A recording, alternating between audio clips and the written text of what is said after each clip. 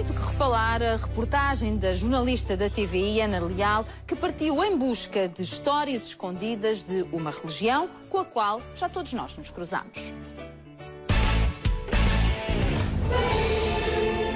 As testemunhas de Jeová ainda são uma seita.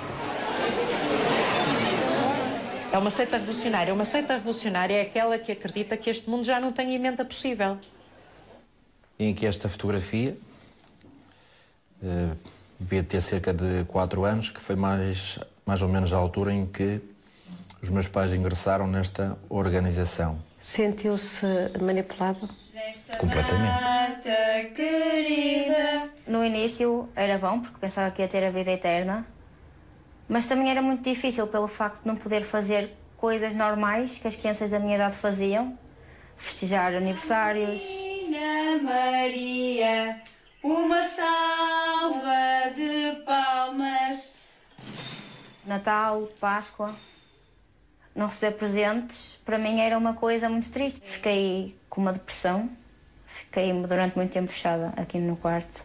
Era chegar da escola, estudar os livros, as sentinelas, tudo para, nos dias de reunião, está tudo pronto e eu poder comentar.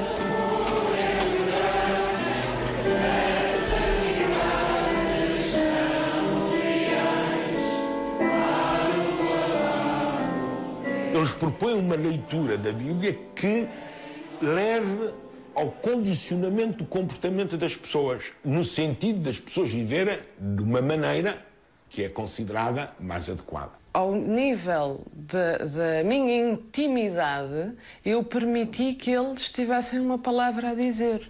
Tudo o que não seja uma relação vaginal é pecado.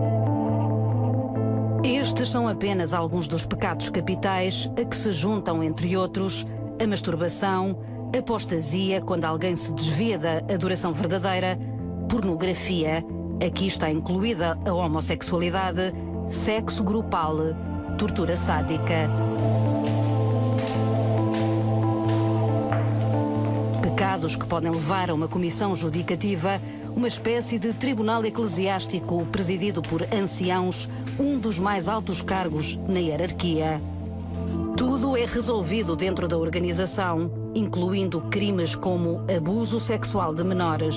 A regra para as testemunhas de Jeová é que os conflitos que existam entre irmãos devem ser resolvidos apenas dentro da congregação. As regras são bem claras e são para cumprir. Está tudo nestas cartas escritas pelo corpo governante da organização. E para esta conversa tenho então na minha companhia a Ana Leal. Olá, Ana, muito boa tarde. Oh, Ana, estava a rever estas imagens e a pensar o que é que te terá a ti chocado mais no meio disto tudo, porque há aqui uma coisa que me parece transversal, que é a falta de liberdade. Exatamente. E é por aí, quando me perguntas o que é que mais me chocou, e para mim foi uma descoberta também, devo confessar isso, porque não fazia a mínima ideia que estas pessoas não tinham essa liberdade. Eu, quando me comecei a encontrar com as primeiras pessoas que estavam disponíveis e dispostas a participar numa reportagem destas e a ajudarem, pessoas, devo dizer, que ainda estão na organização, ao contrário do que muitas pessoas me disseram através de mails, que eram ex-testemunhas de Jeová. Não foram só ex-testemunhas de Jeová que colaboraram e ajudaram na realização desta reportagem. E todas elas ajudaram diziam... estando lá dentro, provavelmente porque não estão bem. Exatamente. Porque não querem o tal corte com os familiares. Com filhos, estamos a falar de pais, estamos a falar de filhos que, se saírem, terão que cortar relações com os próprios pais e vice-versa. E, portanto, estas pessoas não dão esse passo e ainda não tiveram coragem para o fazer, precisamente porque o que está aqui em causa é esse corte com a liberdade de poderem escolher sair da organização, porque sabem perfeitamente que as consequências são inevitáveis e são dramáticas do ponto de vista pessoal. É como recomeçar uma vida do zero. Começares uma vida do zero, mas começares com cortes graves, ou seja, na tua existência. A todos os níveis. É um corte radical e é o recomeçar do zero a todos os níveis. Quando eu falo do ponto de vista pessoal, é alguém que é como se de repente fosse atirado cá para fora. para o nosso mundo sem qualquer tipo de apoio, sem qualquer tipo de laço afetivo, porque a maior parte destas pessoas vivem em função da religião e, portanto, é como se vivessem ali num gueto em que tudo o que é exterior não interessa. Mas quer dizer, não interessa, mas depois vive tudo debaixo de uma campânula, vamos dizer assim, que é a religião que supostamente justifica tudo. Justifica as proibições, justifica as regras, justifica a vida que se preconiza aqui, não é? E eu pergunto se, à medida que foste ouvindo estas pessoas, se na verdade a fé, verdadeira fé, faz sentido no seu coração, já que estas pessoas... aquilo que relatam é um rol de proibições. Onde é que fica a fé no meio de tudo isto? Essas pessoas consideram-se eleitas. As que ainda estão de corpo e alma na organização consideram-se eleitas e, portanto, acreditam, têm essa fé de que serão as únicas que irão sobreviver ao Armagedão. Acreditam nisso. E são as únicas que vão chegar ao perigo. Exatamente, e tudo se rege em função disso. Não é? Toda a vida, todas as rotinas, desde na escola, às crianças, o dia-a-dia de quem trabalha, porque estas pessoas trabalham, tudo funciona nessa perspectiva da perfeição, daquilo que acreditam que para chegarem ao paraíso e para sobreviverem terão que cumprir com essas regras. Quem não está feliz são as pessoas que começaram a perceber que há uma série de limitações com as quais não concordam e com as quais não conseguem ser felizes. Eu acho que o Zé Carlos Malato, por exemplo, explicava isso muito bem. Sim, na reportagem, que é, ele dizia a determinada altura que nunca tinha sido aparentemente tão feliz nesse tempo, mas, porque há um mas, até o dia em que começa a querer descobrir o mundo, a parte da sexualidade e, portanto... isso não lhe era permitido. Isso não era, exatamente, isso não lhe foi permitido e por isso saiu. E essas pessoas que hoje em dia colocam todas essas dúvidas são as que perceberam que querem ser muito mais do que aquilo. E provavelmente por isso não têm espaço numa organização com estas características. Não têm, definitivamente não têm espaço. Aliás, os conselhos são mesmo para a desassociação, a expulsão e para que os familiares cortem relação com quem quiser sair. Já vamos falar destas restrições e até de algumas alterações bastante recentes que a Ana vai dar aqui a conhecer daqui a um minuto. A vista, e que talvez mais me tenha surpreendido, é a proibição, ou pelo menos a sugestão, se calhar a proibição, tu poderás dizer melhor, de não tirar um curso superior. Não é uma proibição. Uma sugestão. Eles desaconselham. O termo exato é desaconselham. E tivemos casos, inclusivamente, de pessoas que confirmaram isso mesmo. Quando quiseram tirar um curso superior, receberam a visita dos anciãos em casa para tentar perceber que tipo de livros é que andavam a ler, o que é que andavam a fazer. Para aspirarem a tirar um curso superior. Exatamente, porque é uma forma também de manter as pessoas na ignorância, porque obviamente que frequentando uma universidade, isto é a minha leitura, frequentando uma universidade... com gente que... com conhecimento. Com conhecimento, com mente aberta, e há uma mistura de culturas normalmente muito interessante e muito rica, não é? Exatamente, e começas a questionar. Que é isso que eles querem evitar. Começas a fazer perguntas, porque o saíres para o mundo exterior, obviamente, que és confrontada com muitas questões, com muitas contradições. E ali não há espaço para isso, não há espaço para questionar. Então deixa-me ir um bocadinho mais fundo. Então, mas se assim é, se toda a gente seguisse esta indicação, tu não tinhas médicos, porque precisas de um curso superior, tu não tinhas magistrados, tu não tinhas advogados, tu não tinhas, quer dizer, tinhas o setor primário e secundário a funcionar no terciário. Eles, a parte da justiça, pelos vistos, resolvem internamente, exatamente, não é? Dispensam é verdade, a parte, dispensam isso, não é? Porque resolvem tudo internamente.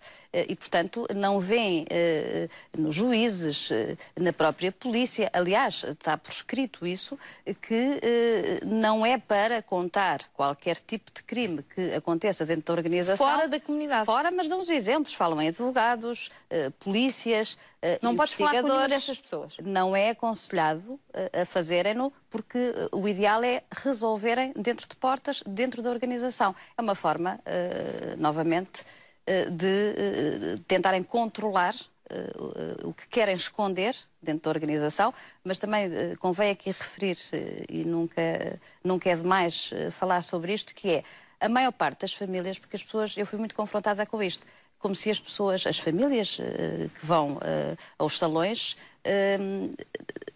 tivessem acesso a este tipo de informação. E a pergunta é, mas são famílias normais, pessoas boas? Com certeza que são, Fátima. Eu não estamos a falar, nem a querer diabolizar as famílias que estão nesta religião. Não é disso que se trata. Mas elas não têm acesso, de facto, a estas normas. E o que está aqui em causa é precisamente isso, porque o que chega, vindo das cúpulas dos Estados Unidos, da sede-mãe, chega apenas às mãos dos anciãos, mas que